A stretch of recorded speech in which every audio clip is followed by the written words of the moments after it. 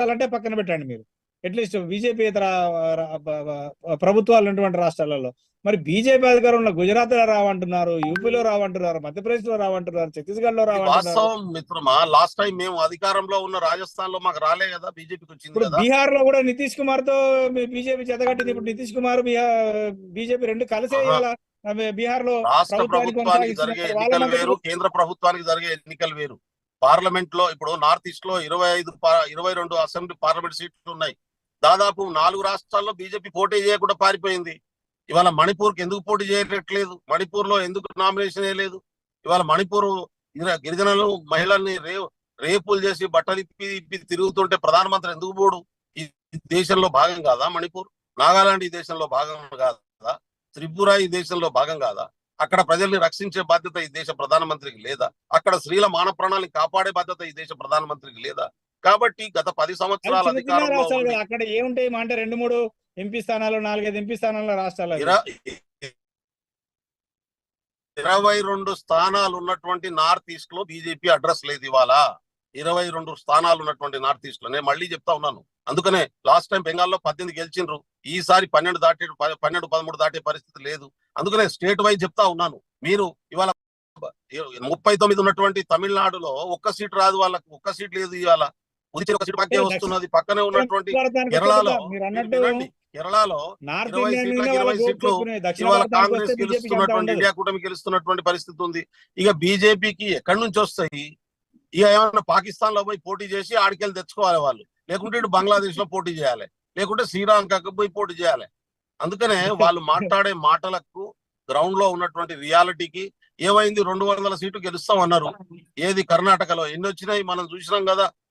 ఎన్ని వచ్చినాయి? ఢిల్లీలో ఎన్ని గెలుస్తామని చెప్పి ఇచ్చిర్రు, ఎన్ని వచ్చినాయి? మొత్తం 70 మేమే గెలుస్తామన్నారు కదా. ఏమొచ్చింది ఫలితాలు మనం చూసినాం కదా. కాబట్టి వాళ్ళు మాట్లాడేటటువంటి మాటలకు ప్రజలు తీసుకునేటటువంటి నిర్ణయాలకు చాలా తేడా ఉంది. కాబట్టి బీజేపీ పార్టీ మోసాలను, అబద్ధాలను డైవర్ట్ చేయడాన్ని, ఓటు గుంజుకోవడం కోసం కింది వర్గాల్ని వాడుకొని ఆధిపత్య వర్గాలను పెట్టుబడిదార ప్రయోజనాల కోసం ఎట్లా పనిచేస్తుంది అనేటటువంటి ఏ సిద్ధాంతాన్ని కలిగి ఉందనే విషయం చాలా స్పష్టంగా దేశ ప్రజలకు అర్థమైంది. కాబట్టి ఈ ఎన్నికల్లో చాలా ఘోరంగా బీజేపీ ఓడిపోబోతున్నది. శ్రీధర్ గారు చెప్పాలి. ఇప్పుడు బెల్లయ్యనాయక్ గారు లెక్కలతో సహా చెప్పారు మీరు ఏ రాష్ట్రాలలో ఎన్ని సీట్లు మాత్రమే గెలుస్తారని. అసలు ఈశాన్య రాష్ట్రాలలో 4 రాష్ట్రాల్లో పోటీ చేస్తలేరు. మీ బీజేపీ పార్టీ ప్రభుత్వం అధికారంలో ఉన్నటువంటి రాష్ట్రాలలో అసలు మీకు వచ్చే సీట్లు కూడా చాలా తక్కువ అని. మరి ఏంది మీ పరిస్థితి? మీరేమో 400 అంటున్నారు, అసలు మీరు 150-200 కూడా దాటారని వాళ్ళు అంటున్నారు. అన్నగా బెల్లయ్యనాయక్ అన్న గారికి నేను ఏమంటున్నంటే, ఇప్పుడు ఒకటి నెంబర్ 1 ఏమనంటే గ్రామాలకు రాణిస్తలేరు అన్నారు. బీజేపీని గ్రామాలకు రాణిస్తలేరు అంటే బీజేపీ మేము గ్రామాలకు రానివ్వరు కాదు, మేము పోకపోతే ఎందుకు వస్తలేరు అని మాకు ఫోన్లు చేసి పిలుస్తున్నారు. పోకపోతే ఫోన్లు చేసి పిలుస్తున్నారు. నెంబర్ 1 బీజేపీ వ్యవస్థ, బీజేపీ సంస్థ కూడా ఎలాంటే, బీజేపీ అనేది భారత ప్రధాని నరేంద్ర మోదీ గారు 2014 ముందు 2014 తర్వాత ఈ దేశంలో ఏం జరిగింది, ఈ దేశంలో ఏం నడుస్తున్నది అనేది అంతకుముందు 45 ఏళ్ళు వెళ్ళిన కాంగ్రెస్ పార్టీ అభివృద్ధి కన్నా తర్వాత ఈ 10 ఏళ్ళ వెళ్ళిన కాంగ్రెస్ పార్టీ బీజేపీ పార్టీ చేసిన అభివృద్ధి ప్రజలందరూ కూడా బేర్ చేస్తున్నారు. మీరు కర్ణాటకను ఒక్కదాన్నే బేర్ చేసుకున్నారు, అంతకన్నా ఇంకా మిగతా రాష్ట్రాలు బేర్ చేసుకోండి. ఇంత ముందు అన్నే అన్నాడు, మరి జూన్ 4వ తారీఖు దాకా వెయిట్ చేద్దాం చూద్దాం అన్నారు కదా. చూద్దాం. ఇప్పుడు అయ్యేది ఏం లేదు కదా.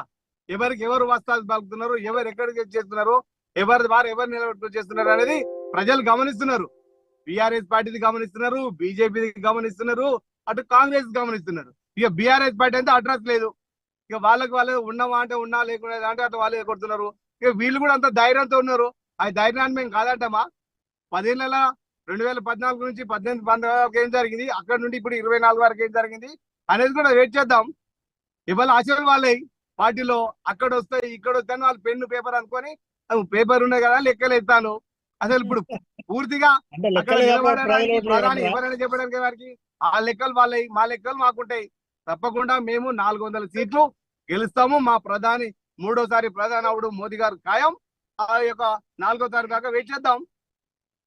కాదు, ఇంకొకటి అంటే ఏ పార్టీకి కూడా పూర్తి మెజార్టీ రాదు. ప్రాంతీయ పార్టీల్లో చాలా కీలకంగా అవబోతున్నాయి. ఈ పార్లమెంట్ జరుగుతున్నటువంటి ఎన్నికల్లో తెలంగాణలో నాకు 12 నుంచి 14 ఎంపీ సీట్లు ఇవ్వడానికి ఇంకోవైపు కేసీఆర్ అంటున్నాడు.